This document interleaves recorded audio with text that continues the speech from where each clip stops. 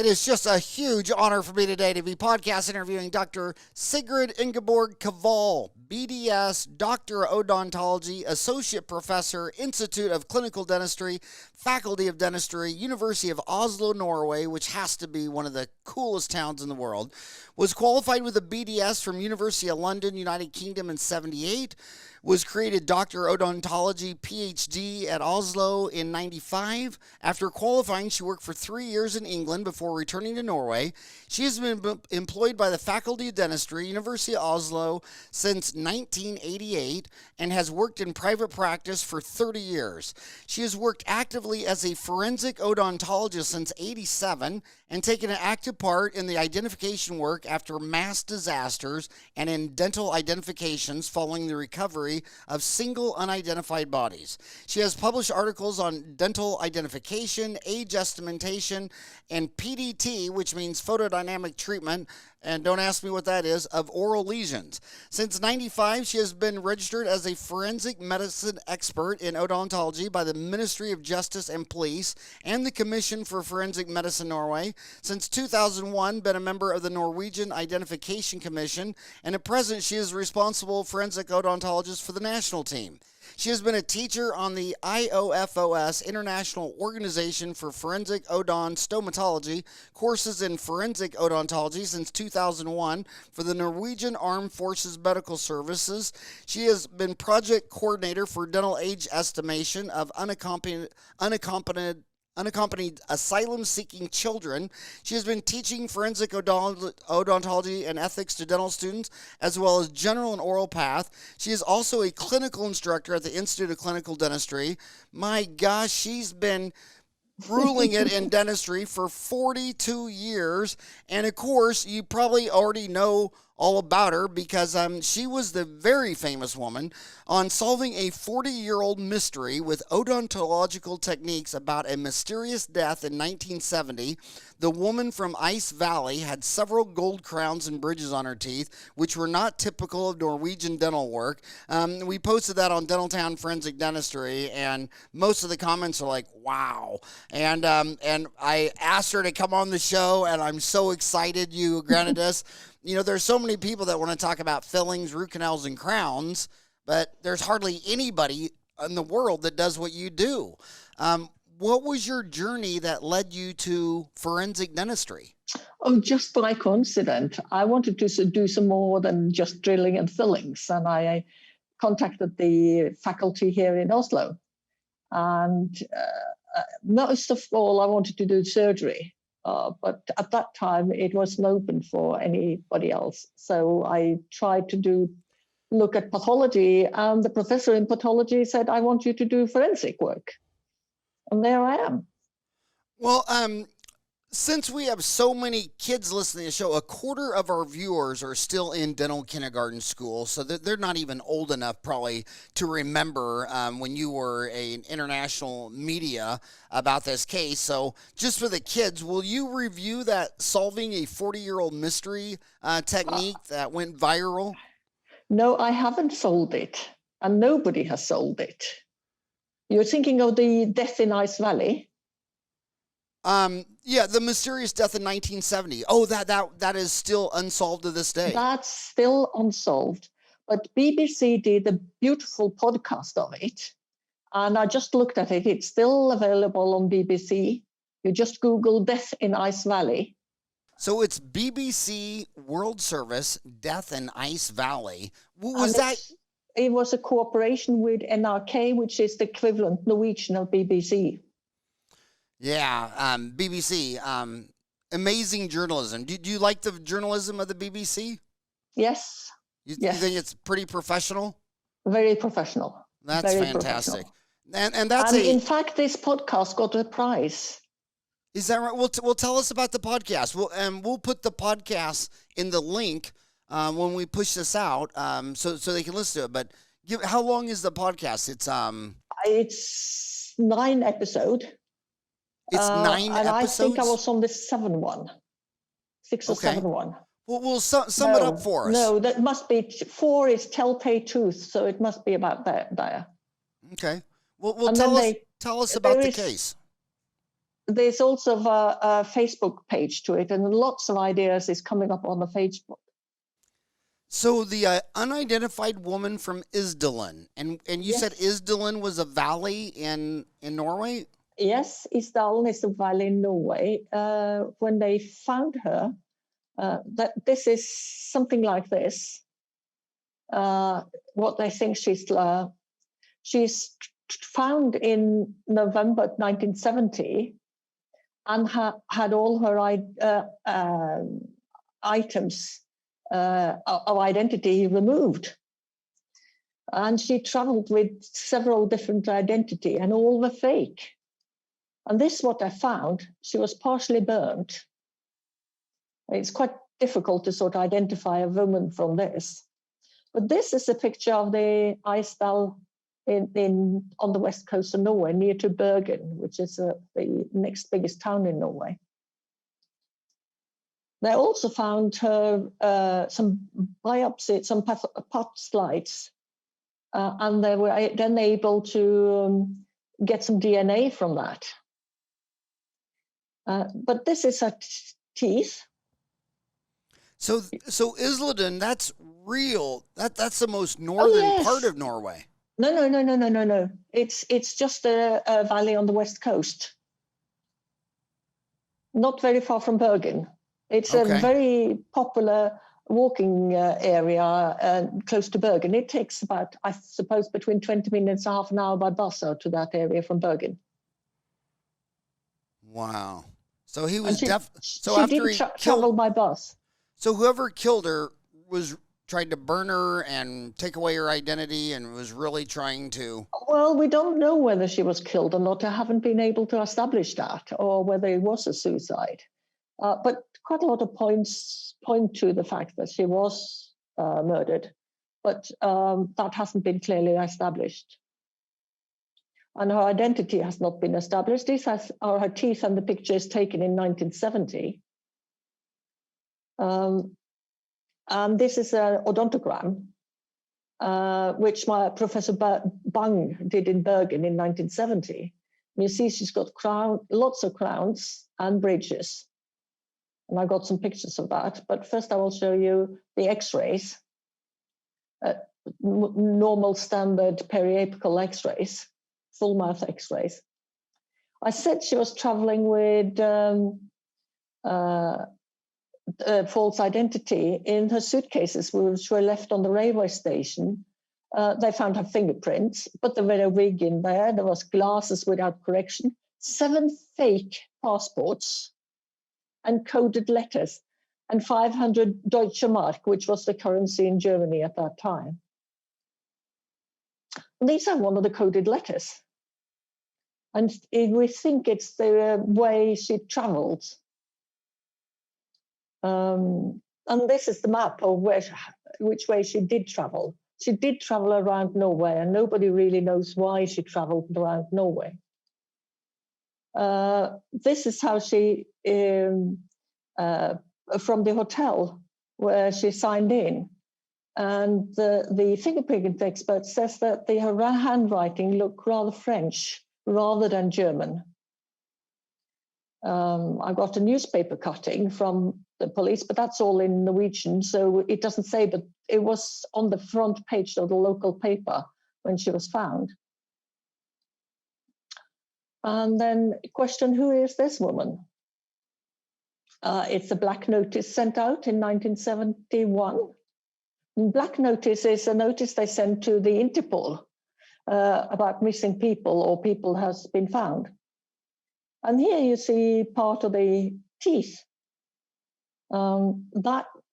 She's got amalgam fillings, which you would expect in 1971, and she's got a gold crown, but it's rather crude-looking crown. And it's, I think it's what's called a collar crown in English. I'm now not quite certain about the terminology there. It's called the Ringdeckelkronen in German, and it's Båndkrone in Norwegian, but I've never been able to find out the English terminology for it. Well, Someone please enter the term in the notes in the YouTube. The comments in the YouTube are fantastic. Okay. If anybody knows, just put the notes in. But Yeah. And then they also examined the crown. And she had a post which was soldered to the crown, no, to the core.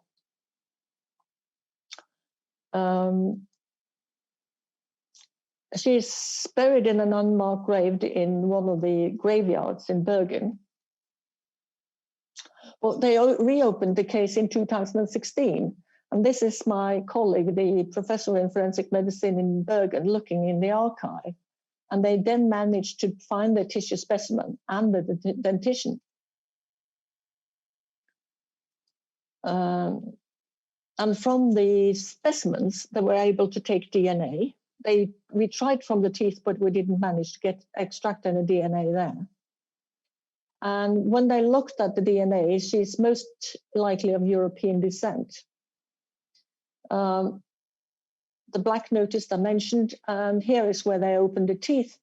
And I've got some better picture of the teeth there. You see the teeth. It's some of the teeth has been taken out post-mortem. That means after she was dead for age estimation. You see the gold bridges and amalgam and metal bonded crowns on the front teeth. And there are side views. The way these crowns are made, they're not made like full gold crowns like I was taught to do it in the 70s. And that's why people say they are ringdeckelkronen. I've also had a German dentist looking at it, and he also said that that was it. There's also silicate fillings, which were normally used before 1970.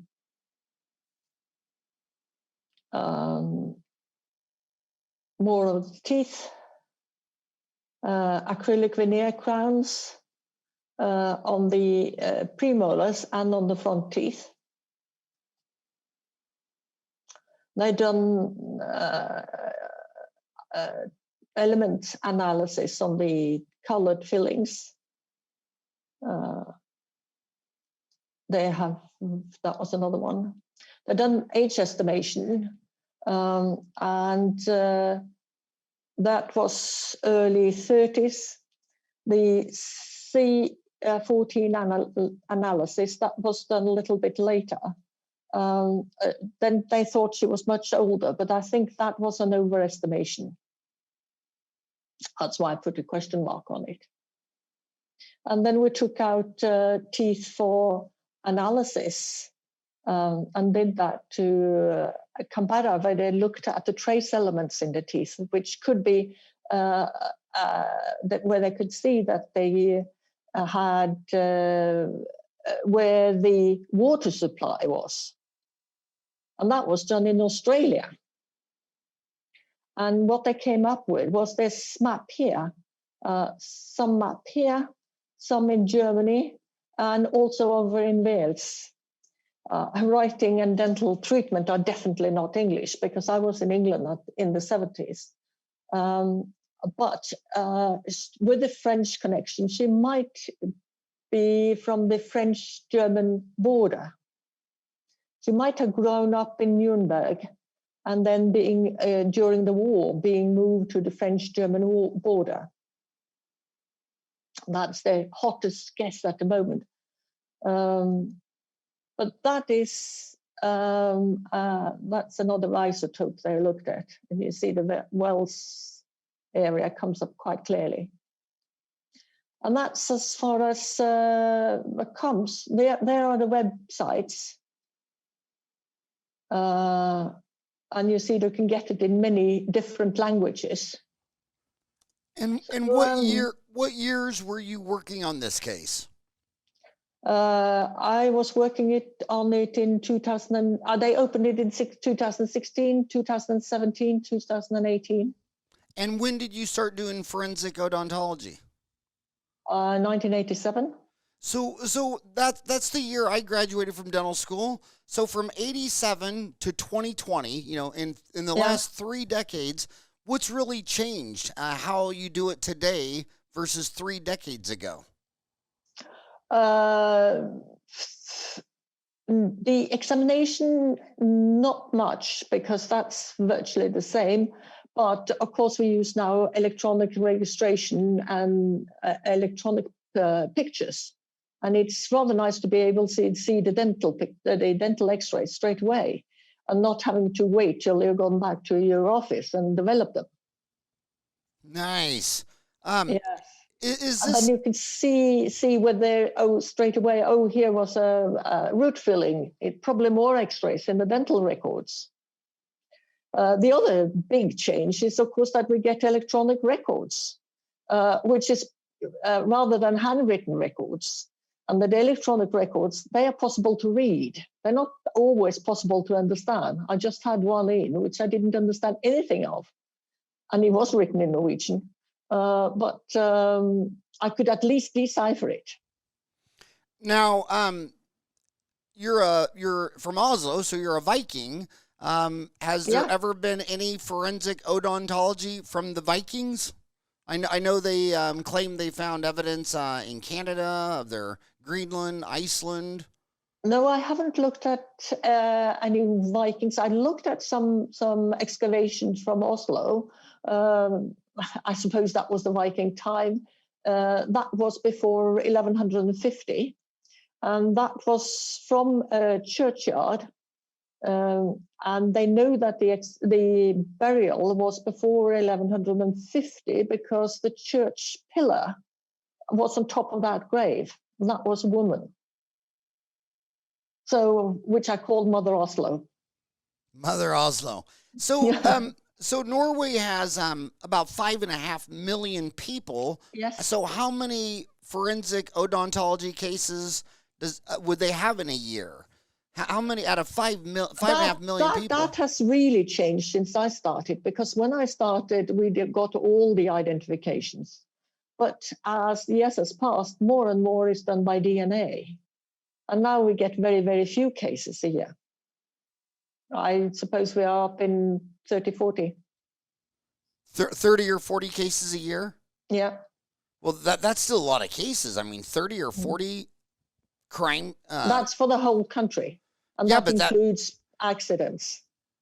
So you can, if a helicopter goes down, you get 4 or 5 straight away.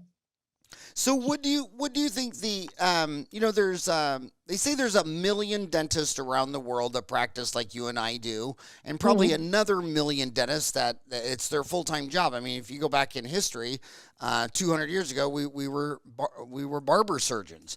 So the range of dentistry, but there's about 2 million people that are a dentist in real life. And what do they need to know about this? I mean, if they're never going to be a forensic odontologist, what do they need to be thinking about as a dentist?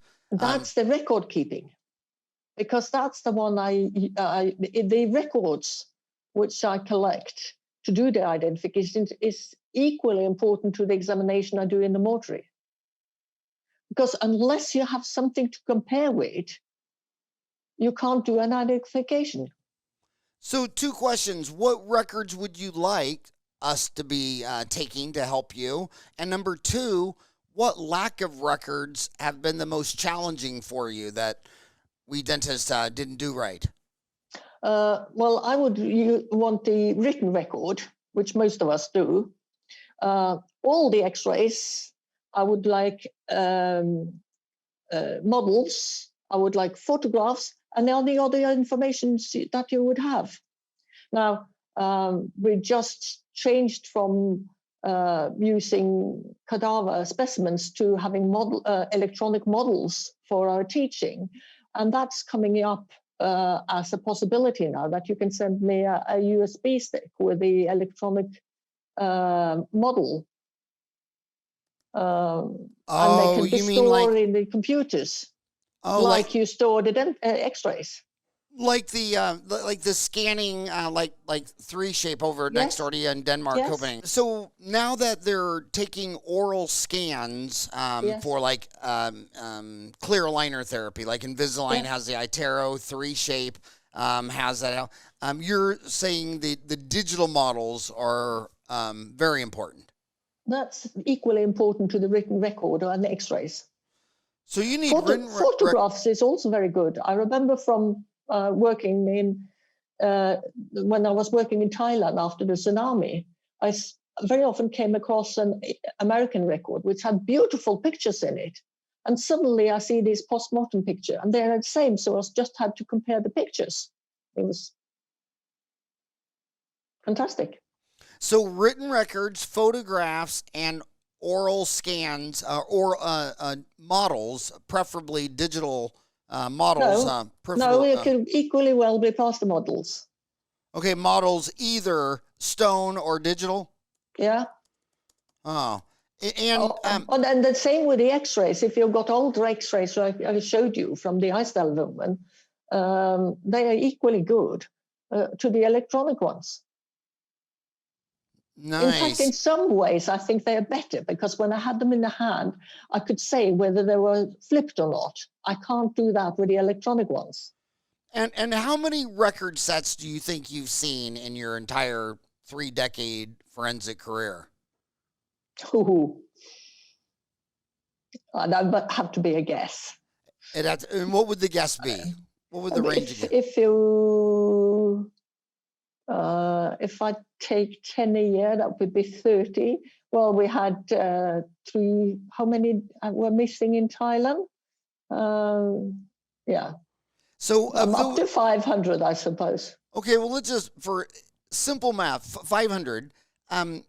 Give them a letter grade. You're a professor. Would the average records that you saw over 3 decades be in letter grade A, B, C, D, or failing? So D is failing. Sometimes the grading go the other way. Okay, well, I'll accept a D as a fail. So A, B, C, or D? What letter grade would you give them? On average, well, like in any case, some of them are very, very good and very detailed, and other ones are crap. But on average, what would you say? A B. A B? Well, that's good. Yeah, My homies are doing good. What are you thinking when you approach a single specific case? Like, here's one person versus going to Thailand and it's a mass disaster. How does that change what you do? No, it doesn't change. You work in the same way, except for the fact that when you have got a single one, very often the police can think, oh, this is the one. Mrs. X has been missing after she walked in the woods, and now they found a body in the woods. But when you've got a mass disaster, you have to look through so many files to get it right. So they say the difficulty increases exponentially. That is very, very interesting. There's been a lot of stuff in the media over the years. You know, the lawyers will have a theory that they'll use in court for a while, and for a long time they were saying that if you had fingerprints, that there's only 8 billion people, so it's like greater specificity than 1 in 8 billion. And they were saying the same thing with dental records. First of all, to compare it to, like, if you had someone's fingerprints, is that like absolutely guaranteed that person, or is that just, well, you know, could there be a fingerprint expert, but through the Interpol, they say that the fingerprints are equally good to any other identification. And what about if you just had teeth and models? The same with DNA. Okay, so fingerprints and DNA. But again, if you got your own DNA, for instance, from a tissue specimen, then you can identify it. If you use family to identify it, mother is the best one, because mother is normally mother. Father is usually father. And the same with the children. But if you go to siblings, it makes it much more difficult. Well, I would trust the mom over the father, because being a dentist for 33 years, if I ask the mother any information, like what is your child's birth date, she tells me right out. But if I ask the dad, he's like, and I'm like, well, you know, when the kid was born, was there a Christmas tree in the house, or was there a Halloween pumpkin? And they're like, but the mom always knows. But I was asking about fingerprints of DNA to compare it to like models. Like if you just had models, is that almost like DNA or fingerprints? Not quite, and we don't get it very often. But I have had models in where I can look at the shape of the fillings and the shape of the cusps and fissure pattern and that sort of thing, the rotation of the teeth. And my colleagues are now trying to look at specific features which we can look at, which can be identifying features like that, because they're normally not told in the record. You would say that you have got an occlusal filling, but it doesn't say what sort of occlusal filling it is. I mean, what shape it is. They will tell the material and that it's on the occlusal surface, but not the outline on it. And they won't tell me whether they have got 3 or 4 or 5 cups on the molars. But that could be an identifying feature. And that is especially important now. You get more and more people who doesn't have fillings and doesn't have advanced dental work. Now, if you were listening to you right now in dental school, and you were going to graduate this year, and you're 25, and you're going to practice 40 years to 65, how likely is it that someday they're going to get a knock on the door and say, we had a plane crash or a car wreck or an unidentified body found in the woods? Is this something that will happen to every dentist once? Because it actually did happen to me from a Northwest Airlines. It was a crazy story. It was Northwest Airlines, and it was coming back to Phoenix, and I don't know how many people were in the plane, but I was right across the street from the Lutheran church, and there were, I think there was 1 or 2 people, but anyway, they asked for records of 3 people, and I thought, wow, but it never happened again. I mean, 30 years since that. I mean, it happened one time, and it was a Northwest Airlines flight, So do you think the average dentist will have this happen to him? Well, once? when I've been in practice for 30 years, they never asked me for a record, or I never asked myself for a record. But again, it's just a chance of suddenly somebody might knock on the door and ask for it. I know the Grenfell Tower in London, when that burned, the local dentist virtually lost all his patients. That is interesting. So fingerprints and DNA and your mom is better than dental models, probably. Probably. But we never know which one will come in, because again, you will have to have comparison. If the person with the fingerprints hasn't got a fingerprint record, and I don't have fingerprint records in Norway. I have in USA, but not in Norway. Because my fingerprints has to go in when I visited USA, but it doesn't have to go when I'm here. I want to ask you a very I don't ever like to discuss religion, politics, violence, or sex, because those are trigger things. But I always notice I've had the huge opportunity to lecture in 50 countries around the world for the last 30 years, and I always notice that despite politics, the other dentists, they're always tight. They always cooperate, get along. They're always fun to go to dinner with, regardless if our president or their president is whatever crazy thing they're doing. Do you see that international cooperation among dentists, or are they like, oh, you're a socialist, or you're a communist, or I don't ever see it either. And when we were in Thailand, we worked together with dentists from all over the world. And we all learned a lot from each other.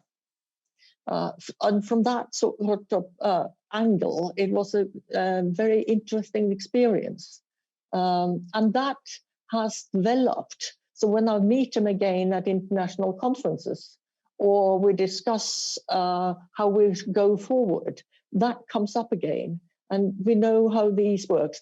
But of course, they are, when you get into forensic dentistry, you get into legal requirements. The German has got different ways of financing, different way of looking at it.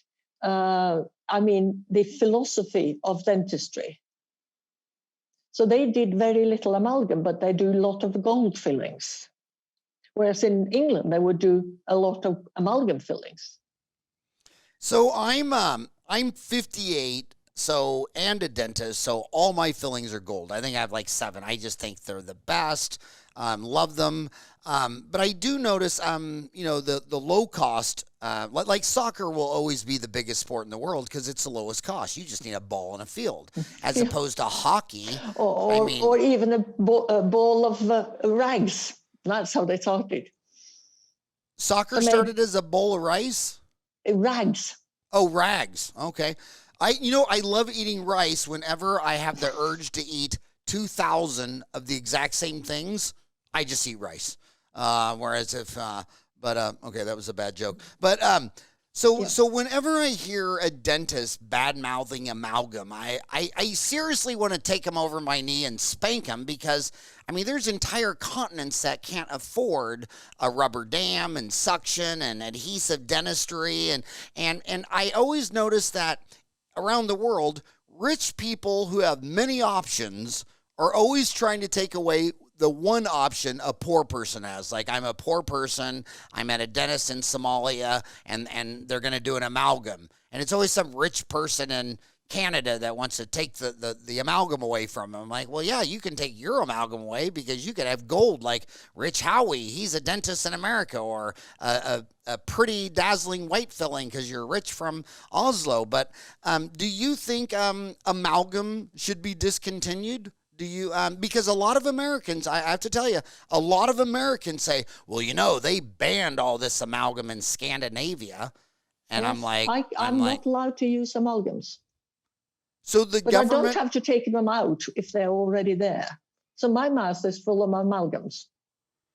And what do you, I mean, you're as smart as they come. I mean, do you think those amalgams in your mouth have increased the chance that maybe you're going to die early of another disease? Well, explain that, because the kids listening to you right now, I mean, if they think mercury is a something you do with the devil. I mean, it's just all bad, mercury free, and when they say metal free, I always say, well, do you fly in plastic airplanes?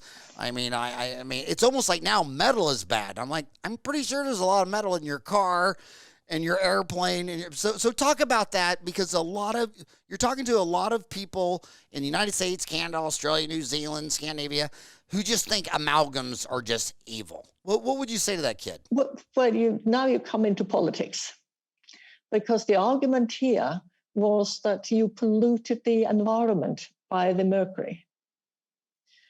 So they banned or phased amalgam out. So it wasn't the health of the patient, like you have them in your mouth. It was because of the processing. And I agree with you 100%, because when I look at the mercury pollution in the air, the studies I read is about 7% of it comes from cremating dead people who have amalgams in their mouth. Mm-hmm. And I thought, well, wouldn't the obvious solution right now is that all the governments try to get their dental societies to have someone go in there and extract the tooth out of the dead person that has an amalgam before you cremate them? I mean, that seems like you could drop 7% of mercury contamination, because if your country is rich enough to be able to cremate someone, certainly there's a dentist in your village that could come extract that tooth.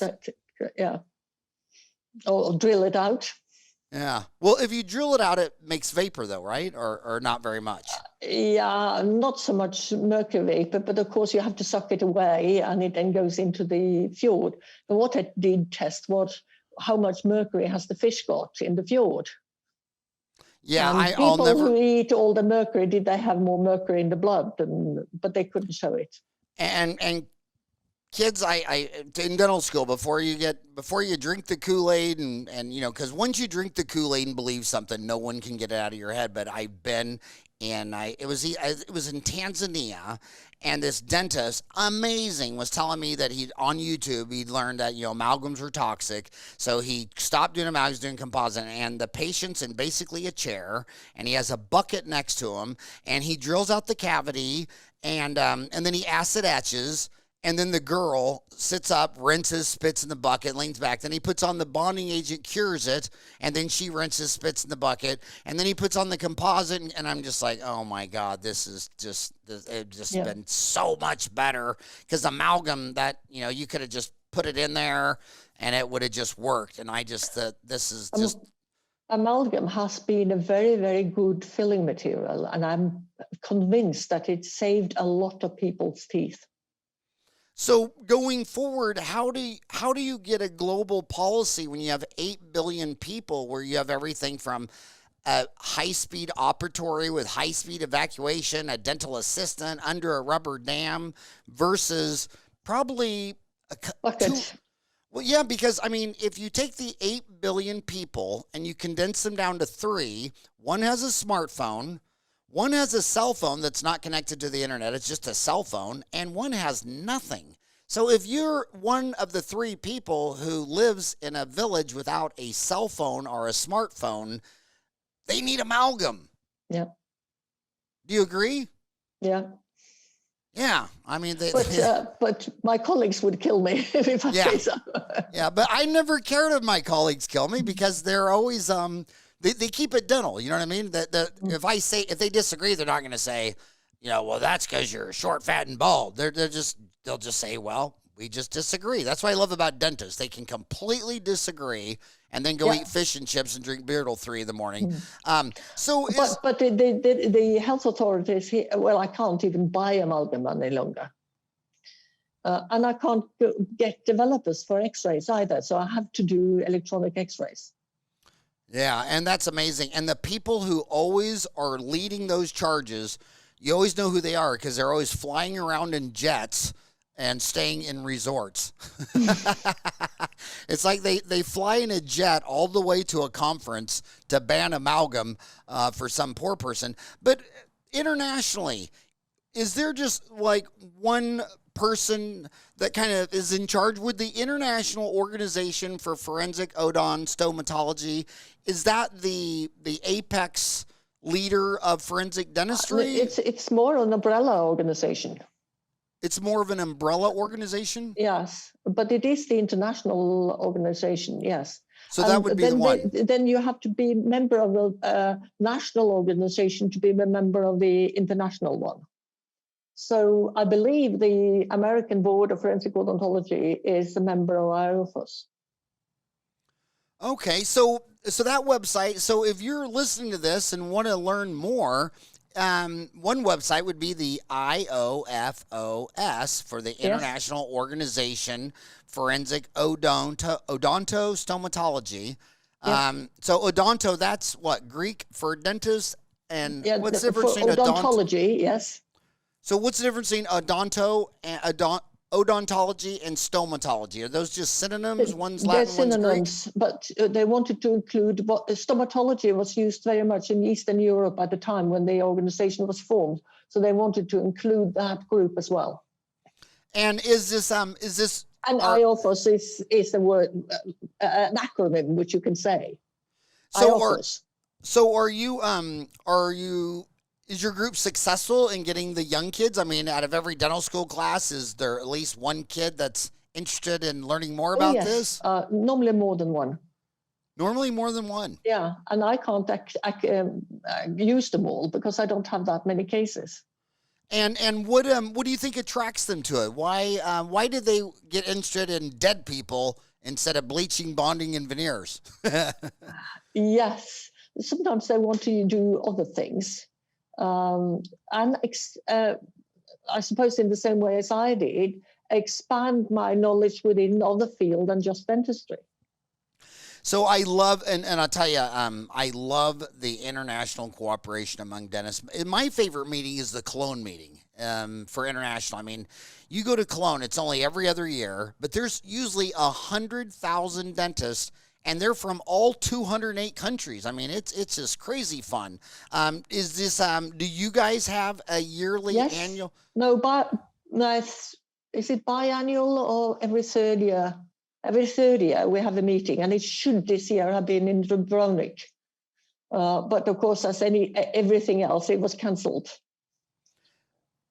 And I wanted you to. And there is a new textbook coming out later on in the year, which I offers us put together in forensic odontology.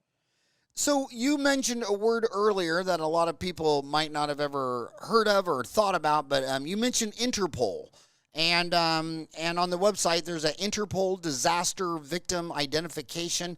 I actually, before, when I was studying to talk to you, I thought Interpol was to pick up a criminal. Like I did a crime in Norway and I'm catching a flight to Paris and Interpol picks me up. But I did not know they had an Interpol disaster victim identification program. Yeah.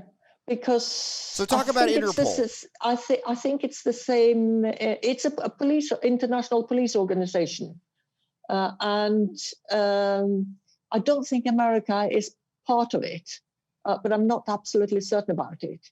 Have we always not been a part of it? But it's certainly in the Scandinavian countries. It's the police is responsible for identifying unknown persons who's been recovered.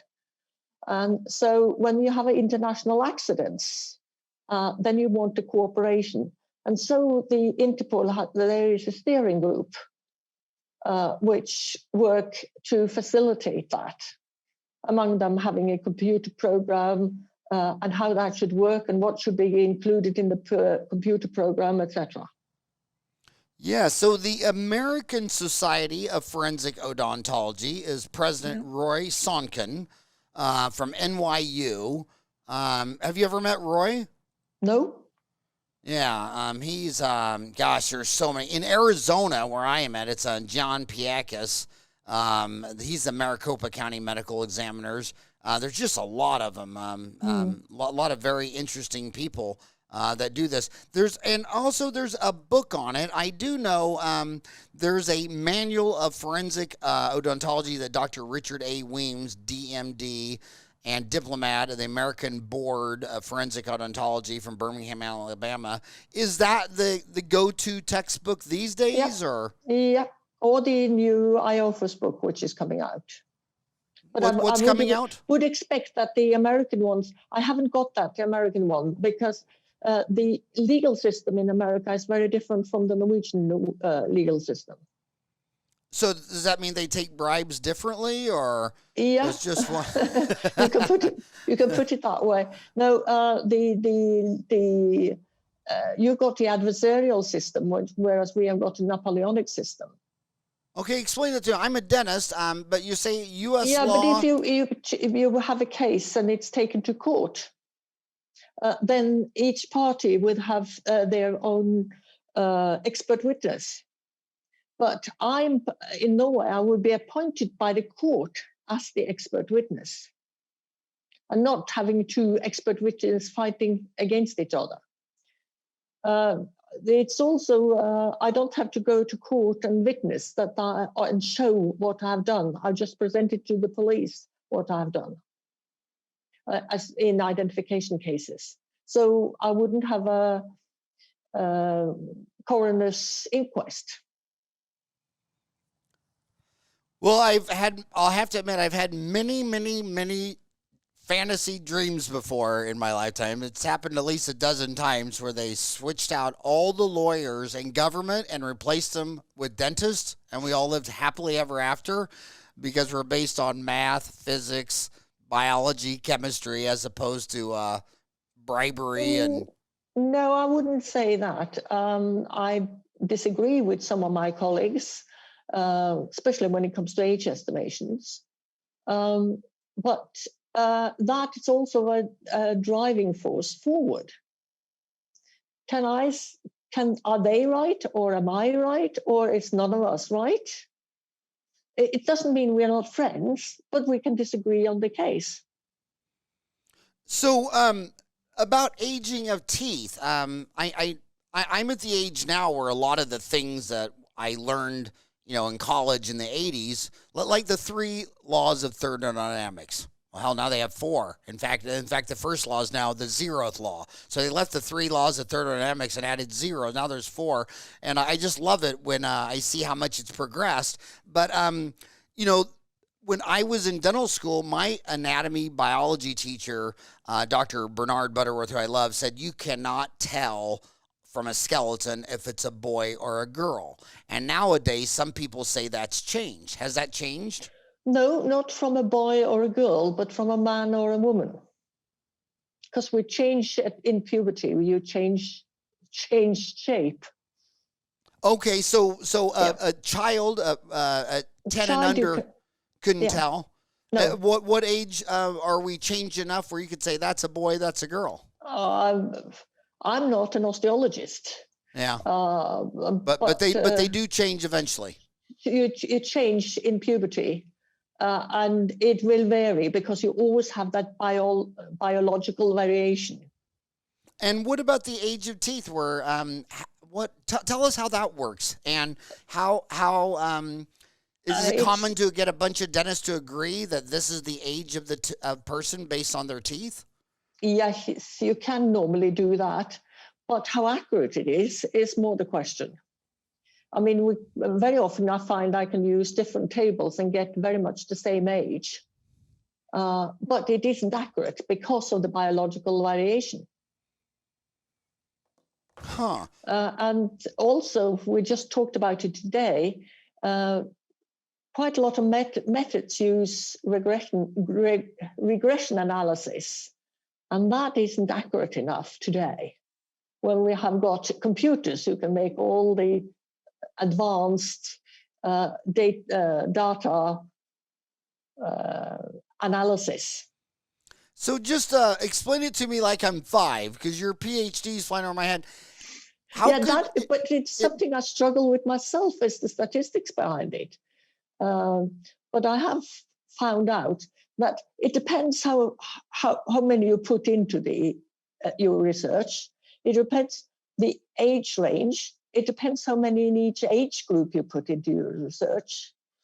And then when you've done all your examination, it depends how you use your statistics. And do you ever see, whenever I think of statistics, I always think of when I was in grad school, I took a course in a 500 level course in statistics, and I thought the most interesting book was the book called Lying with Statistics. Like one bar's 98 and one bar's 97, so they cut it all off to like 96, so it looks like the 98 is twice as big as, just things like that. Do you see any ethics issues in forensic odontology? No, it's more the way they interpret it. Where they interpret it where it involves ethics, where someone, are there any ethical issues in forensics? Yeah, oh, yes, absolutely. How do you deal with a dead body? Is it, as you suggested, would it be ethically right to extract all the teeth before they were cremated? Oh, I didn't even think of that. No, exactly. That's right. Mm-hmm. I remember when they exposed King Tut's tomb, that was extremely controversial. There's a lot of people that didn't think it should be bothered. How do you weigh in on that? I feel that you should treat a dead body in the same way as you would treat a living person. But you can't always do that in post-mortem examination. That's the way the examination is done, but you have to do it as much as you can in an ethical way. Yeah, and we have that issue here in Arizona because we have a quarter of the state are Native American Indians, the first arrivers, and so many of their areas are ancient burial grounds. And sometimes I always thought about that, and I always think about it like, would there really be any land over the last 10,000 years that no one really ever lived and died on? Technically, they say 110 billion human beings have lived and died, and there's 8 billion alive. If 110 billion lived and died, don't you think they pretty much died everywhere on Earth? Yeah, but they will disappear. Because of Decomposition. decomposition. Decomposition. Well, I I mean, some in the areas it goes very quickly, and other areas, I mean, in Thailand it went very quickly because it was hot and humid. But if you go to Spitsbergen, where it's permafrost, they will keep quite a long time. Well, I read a study the other day, and at first I thought it was a joke, but it was serious. A dentist sent it to me that if you lived in a village, the same if a town was 1,000 years old, everyone would have eaten everyone because of the decomposition, breaks down into the plants, the animals, that these people, if they, if there's a village for 1,000 years, these people are completely eating each other over the centuries and millenniums. That could well be. That depends on the composition of the ground. Because in some compositions of the ground, and I don't know what it is, it will decompose much quicker than in other areas. So some of the areas in the Middle East, you find very old burial ground. And I know the one I looked at in Oslo that was in sand, that the decomposition goes much slower than it would be in the good compost earth. So what are you talking about when you say PDT of oral lesions? Photodynamic treatment. That is, you apply a substance which contain a substance which is sensitive to light. And when you apply light, it breaks down and releases oxygen singlets, which are toxic to the tissue. Interesting. The United States, when I got out of school, there were 9 specialties, and now it's up to 12. I mean, they've had a rush of them. Forensic odontology. How do you legally, I mean, is it legally a specialty? Is that specialty recognized in Norway or any countries? No, it's not a speciality. So I can't call myself a forensic odontologist, but I do because it does explain what I'm doing. But I can't put it on a CV or my letterhead. But there isn't a need for that many dentists who are forensic odontologists. So the Dental Association won't recognize it as a specialty. We have a forum on Dental Town for forensic odontology, and just recently it was, when was that? It was just in 2018, and it was November 2018, almost 2019, where Dr. Jim Wood was a dentist mission to identify victims in the campfire. But I mean, it's a somber day. He says, I was with principal of Paradise High School when he first saw the remains of his home. But anyway, we have these devastating fires. Fires in California at the moment. Yeah, well, they're still burning in California, aren't they? That's what this was. This was a case posted on there where I guess the fires build up so fast, people get trapped and burned. Yeah.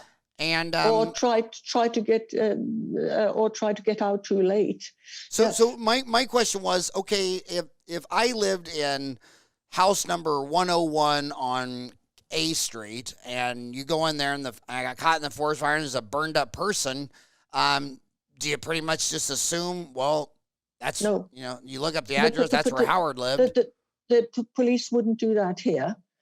And certainly not under those circumstances, because it could be the woman 3 doors up who had tried to get into the cellar of your house and didn't reach it. So someone could have been trying to run to get out and then took shelter in the house. Even behind a locked door, they do want to establish that is the right person.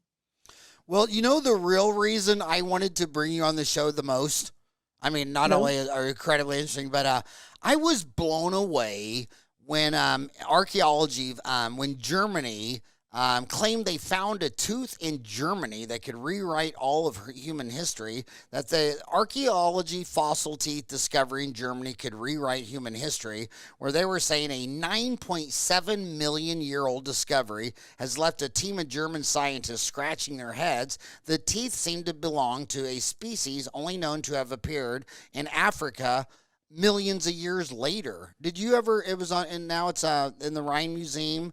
Did you follow that case or? No, I didn't see that case.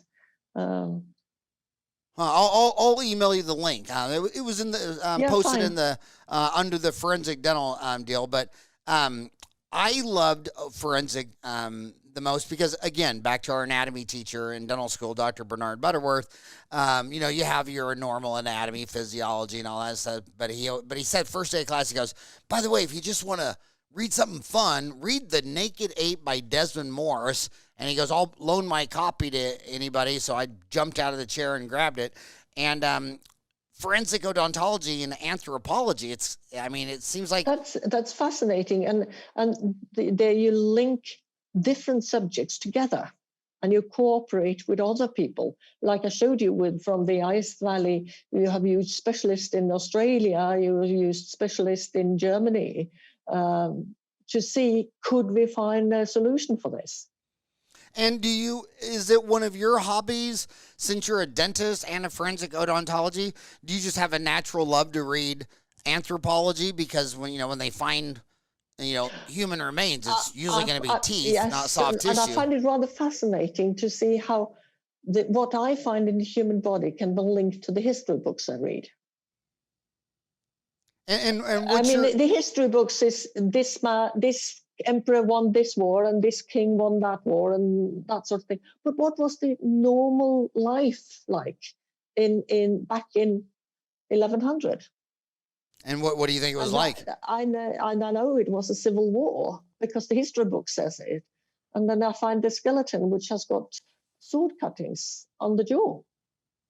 Yeah, and this dates back. I thought it was pretty funny when I posted this case. I just found just recently a 14,000-year-old tooth shows oldest form of dentistry, and it's pretty grim. But anyway, there was this article about a 14,000-year-old tooth, and they were saying it was the earliest evidence of dental caries manipulation removal in the late upper Paleolithic area. Nature published it. And it's just amazing. I mean, do you think there's been people like us that think we're dentists for 14,000 years? Yes, they have got quite some evidence of that. Phoenicians did some gold work. They wired teeth together. Some of the American Indians had stones put into their teeth. And grinding teeth has been very common. And I went to South Africa, and they had presented us with the gap. There were youngsters who had the two front teeth extracted. And I notice whenever I'm talking to my Egyptian dentist friends or over in that region, whenever I see them, a lot of the Egyptian dentists tell me, well, Howard, they don't think that dental work from Egypt 5,000 years ago was for functional work. Like that bridge isn't for eating and chewing. It was preparing them as a mummy for the afterlife. So is it kind of hard to tell if these several thousand-year-old dental cases are decorations for the afterlife or for functional dentistry while you're still living? That can be different. I think some of the stones which are put on the teeth, I think that is for decorations. And certainly the grinding of the teeth is for decorations. Whereas trying to wire the teeth or even use walrus teeth or something equivalent to make teeth and look as teeth, I think that's for vanity. Whether it's in life or after death. And there was another out of London, because you went to school in London, where woman's murder conviction is thrown out after expert testifies bite mark evidence was junk science. And that was flying around. Oh, yes. That's flying around. You remember that case? Yes, it's still flying around. And that's they've used bite marks to do convictions, and then they've later on been able to do DNA and prove that the one who was convicted for the case wasn't the perpetrator. So are you saying that bite marks, they're not like DNA and models and photographs? But you can do exclusions by bite marks, and that's equally important. Say that exclusions by bite marks. Oh, you can say, okay. He can't possibly have made this mark, or she, for that matter. And exclusion is just as important as convicting. Yeah. So I also but it's difficult to convict somebody on bite marks today, and I would be very careful about doing it. I read, and again, I'm so old now that, I learned this in dental school, so that was 3 decades ago, so it could be totally wrong by now. But they were saying that if the person bit you on the back, it was a different type of person than someone who bit you on the front. Is that still a thing? Yeah. That's certainly. How can you bite you back? No, I'm saying the guy that murdered you. If the person who murdered you bit you on your back versus someone who bit you on the front. I haven't heard that. Oh, you haven't heard that? Well, but some of these serial murders, they bite in the same way. And I just heard today that somebody bite the buttocks of the victims. So serial murders? Now, when you talk about serial murders, are you talking about cornflakes or Rice Krispies or, get it, cereal, breakfast cereal? Oh, gosh. Okay. Horrible joke. I was a bit slow on that. I'm going to keep my day job as a dentist because my comedy career is not going to take off. But so you're saying, if you're a serial murderer, they this was actually, it wasn't murder. This was rape cases. Yeah. So a specific raper, you're tying the rapes together because of a bite on the butt. Yeah. Huh. In any other, so back to that case, so it said the Fayette County Judge John Wagner overturned the murder conviction on Thursday, citing bite mark evidence he found to be junk science. Is junk science the correct terminology? Is that what you call bite mark science, junk science, or would not you have all said of it? Not all of it, by no means. But there has been cases where they have drawn conclusions which is more than you can see in the bite. And you're saying that the one good thing about bite evidence is it could exclude someone. It could say absolutely that person didn't bite you. That's interesting. My gosh, it's amazing. The other thing I find interesting is how they're able to scrape plaque off of ancient teeth and then tell you what they were eating. Yes. Tell us more about that. I don't know much about it, but when you build up plaque or calculus on your teeth, you incorporate some of the elements from your diet. And that, when you scrape it off, you can analyze it and see whether it's a vegetarian diet or a sea diet or whether it's a meat diet because of the composition of the calculus. Did you ever read the book Taking a Bite Out of Crime, an interview with forensic dentist Dr. Michael Tabur? Did you ever? No, I haven't. But it sounds like a good text. Dr. Mike Tabor is a forensic dentist who writes true crime thrillers. His novel, Walk of Death, is available on Amazon.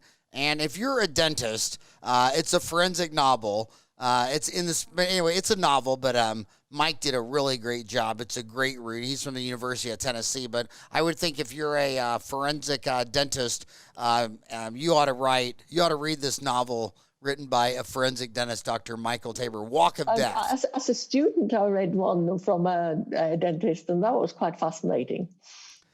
Back to bite marks. I'll remember forensic dentist Dr. Richard Barbero, who has specialized in the field of forensic odontology for 30 years, testified in the murder trial for child Tigon Skaba, who had 66 bite marks covering her body. You were talking about this one serial killer. tied together because it was a common bite on the glutes. That What is this? was a rapist. Yeah, a rapist. What does it make you? What comes to your mind when someone kills someone but bites them 66 times? I mean, my personal best was 6 bites. I always stopped at 6. Who keeps going to 66? I don't know. I don't know. But that's not my job to analyze why they do 66 bites. My job is to analyze who did it or who didn't do it. Yep. So that's great advice for everyone. Stay in your lane. Your advice is identifying your body. It's someone else's field, psychiatry, of why he went on to need the urge to bite him 66 more times. But I think that it applies to all what you do as a dentist. Stay with what you can and then seek advice where you can't. Yeah, and when I see these forensic cases, and they're like this one about 66 bite coverings, I wanted to ask you this question also because it's philosophical. We don't know. They say that person that did that was evil, and I always wonder. Obviously, their brain is broken. I mean, like, I remember the case of Jeffrey Dahmer where he kidnapped like 18 different joggers that jogged by his house and pulled them in his house and killed them and ate them. And they said, well, that guy's evil. And I'm like, man, when you eat 18 people, is that really evil, or is your iPhone just completely broken? From your knowledge of 3 decades of this, is it just safe to say that when you rape, kill, bite someone in the butt, or 66 times or whatever, that it's just pure brain health breakdown? I mean, it's purely the brain has gone haywire? Or do you think they could have a perfectly normal brain like yourself and just decide they just want to do really bad things and be evil? No, but I think they can be like myself, but they have one point where it breaks down. Or 2 points, depending. If they kill and eat, maybe say 2 points. But if he goes to the local grocery shop, he's just like everybody else. But when he does kill the person, do you think you could have total brain health and just decide, I'm going to be a really bad, evil monster and just go kill this person?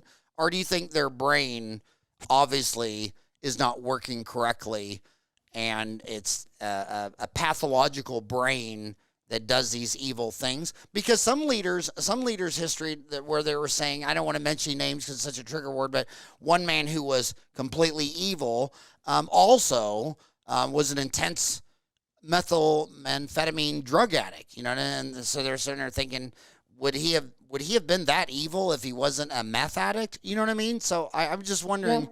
Yeah. So I guess we don't know, do we? Yeah.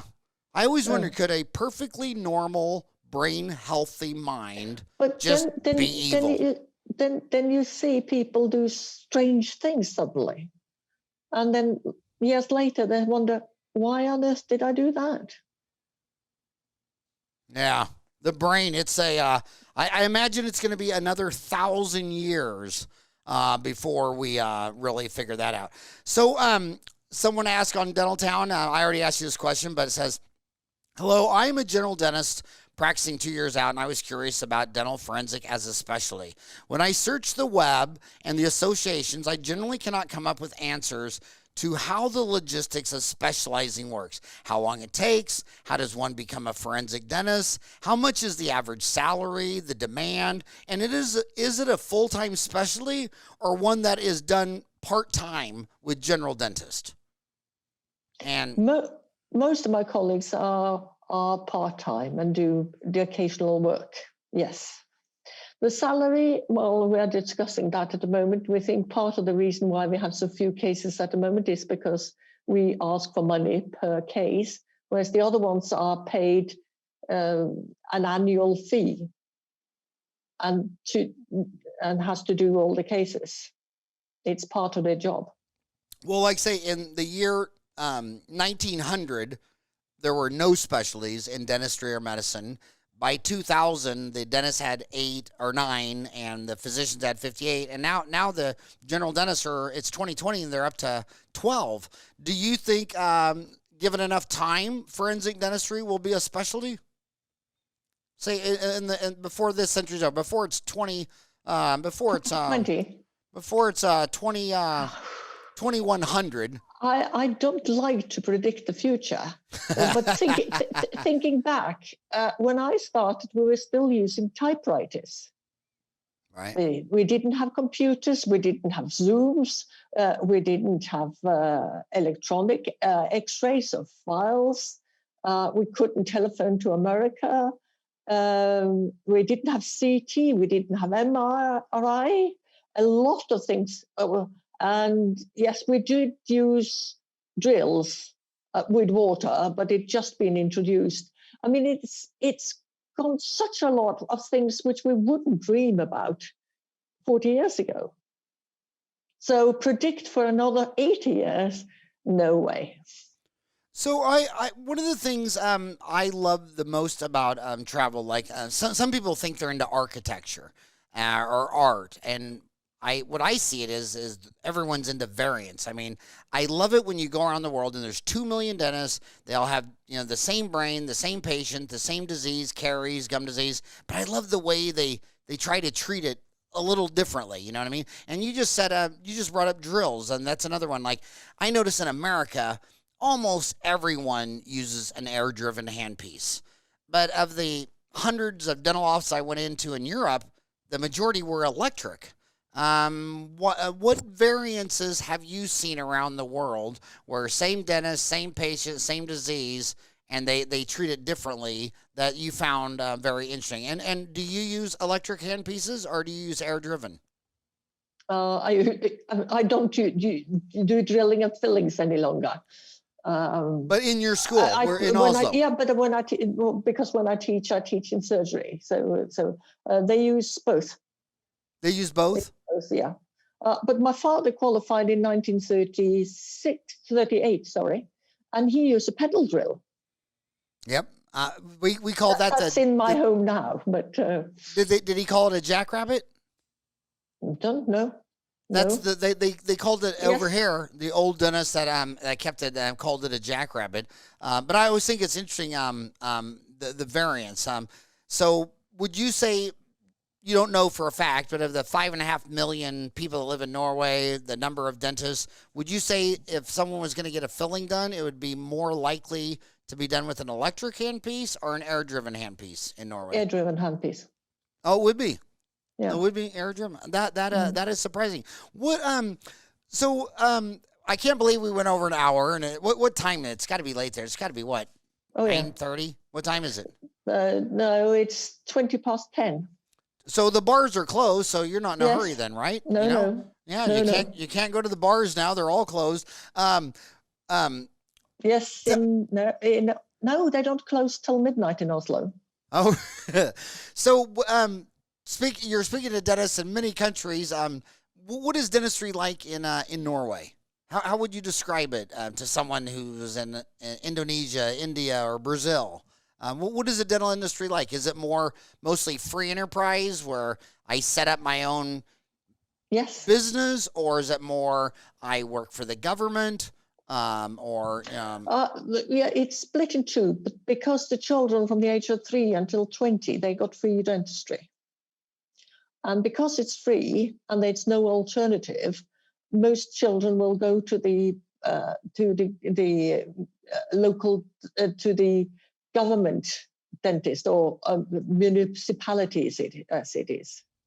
Okay, so it's not like the government saying we'll pay for children's dentistry, but you just go to a private practice and we'll pick up the bill. They're saying we'll pay for the dentistry, but you have to come to our facility, our government facility. Yes. And it used to be like a school dentist, but it's now in they're more dentists working together in a multiple practice in a central area in the district. And what are your thoughts of that system? What letter grade would you give it? Would you give them an A, a B, or a C?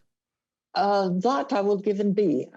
In England, it was like you said, you could either go to the local one, the local national health dentist, or you could go to your own dentist and he would be reimbursed a fee. And it ended up with quite a lot of children not being taken to dentist at all. Whereas here, virtually everybody goes to the dentist.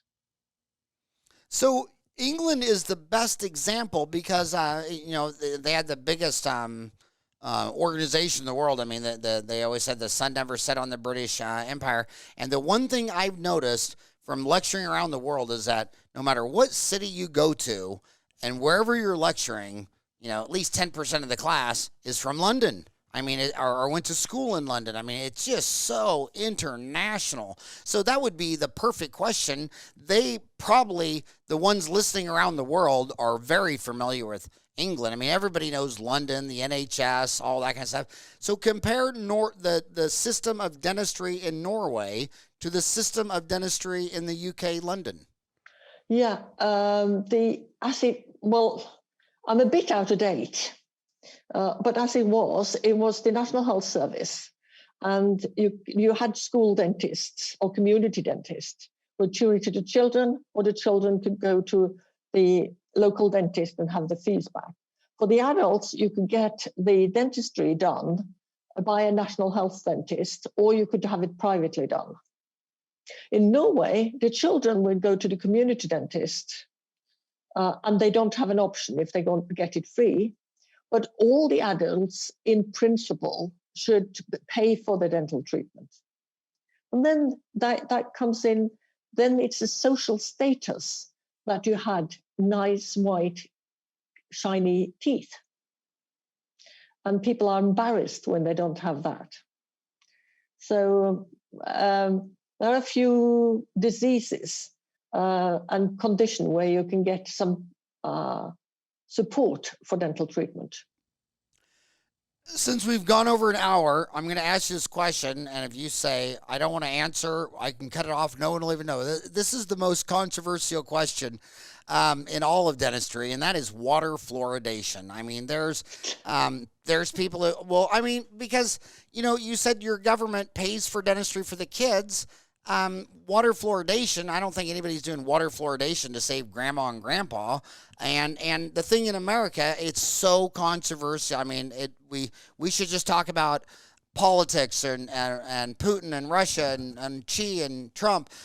It's just so controversial. And I always looked at it. I don't want to get into a big water fluoridation debate, but if you really think water fluoridation is so bad, you can always drink bottled water, because the people that I think it targets is the people who can't afford bottled water, and it's the poor. And I remember when I was little, I had 5 sisters, and we were so poor. I mean, most of my memories when we were playing outside, we went and drank out of the water hose and thought it was the best water in the world. It was so tasty.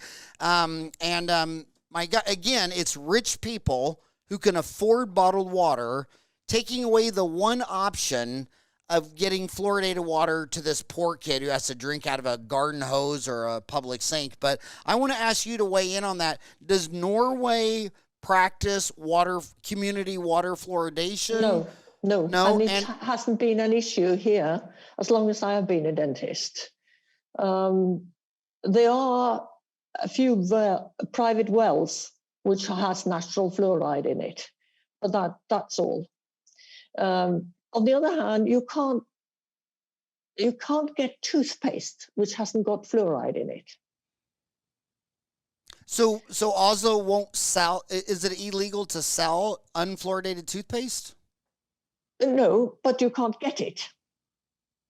So how does that work? So you don't have, in America, there's a lot of natural people that they always want everything natural. So with those people, I always tell them, oh my gosh, if you love natural, you know how the universe is 75% hydrogen and 25% helium? Well, when those stars collapse and a supernova explodes, that's where fluoride is made.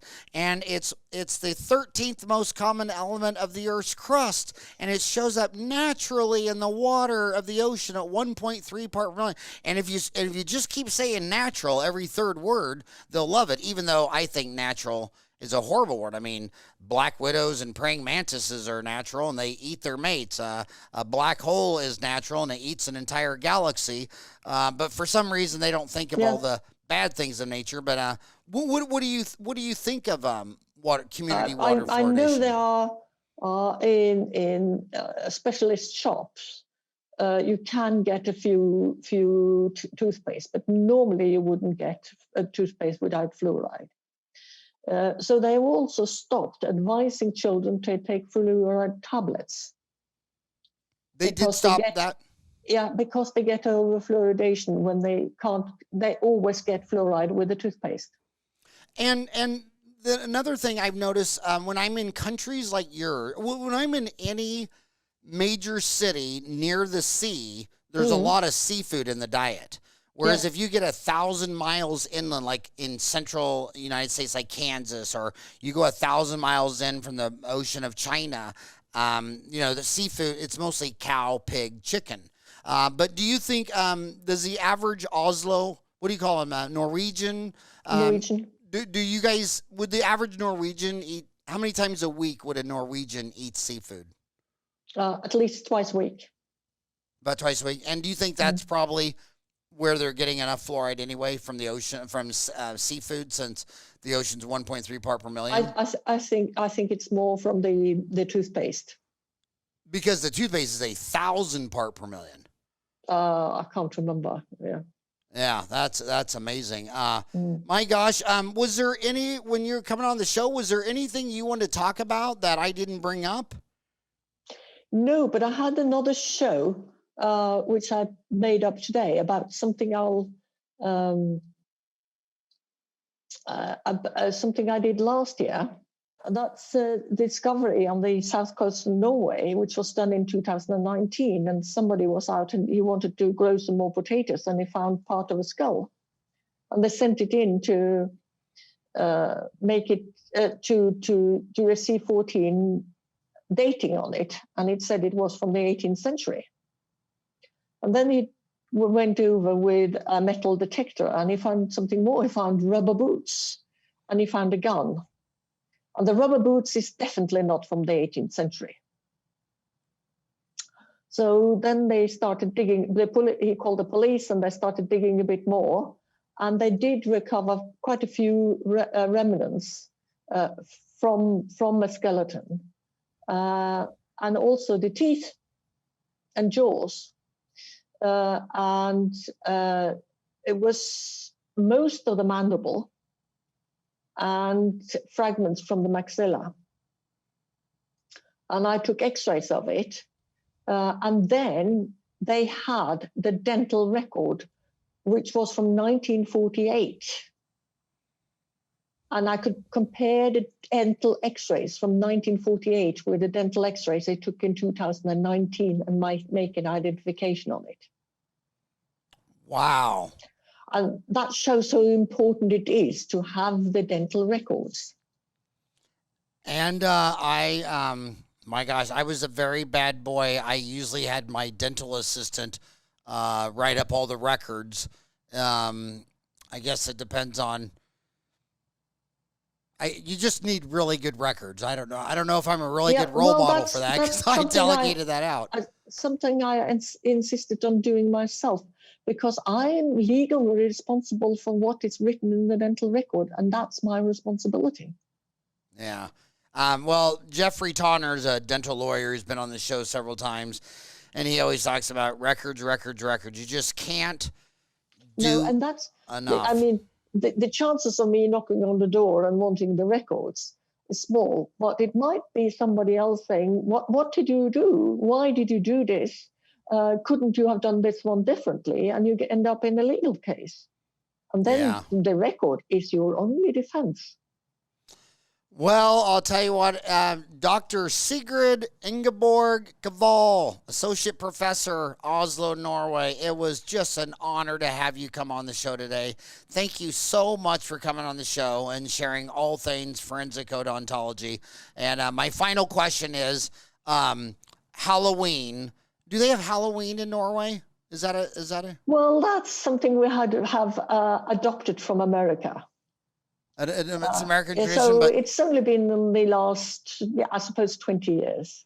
because I don't know, I'm just kind of thinking if you have the interest in forensic odontology, you probably like Halloween and scary movies and murder mysteries. Do you kind of like murder mysteries and scary like movies? sort of murder mysteries, not so much Halloween.